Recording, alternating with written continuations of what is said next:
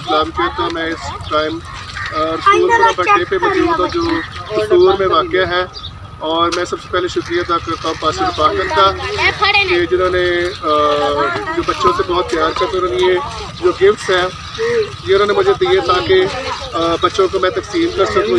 मैं इनकी प्यार मोहब्बत का शुक्रिया अदा करता हूँ और उनकी सारी खिदमत का शुक्रिया अदा करता हूँ जो भट्टे के बच्चों वाले से जितने बच्चे हैं जो पढ़ते हैं, एजुकेशन में हैं या किसी तरह के, उनको वो गिफ्ट्स देते हैं और एजुकेशन पर काम करते हैं। मैं उनका शुक्रिया अदा करता हूँ और खुदावंद को बरकत दे, उनकी फैमिली को बरकत दे और उनकी सारी टीम को बरकत दे। God bless you. सारे बच्चे बोले गॉड ब्लेस। हाँ अपना हाथों को सारे बच्चे बोले गॉड ब्लेस यू। और आपने बोला है पासिर फाकत थैंक यू। क्या बोलना है? पासिर फाकत ऊपर हाथ करके कहो। ऊपर करो।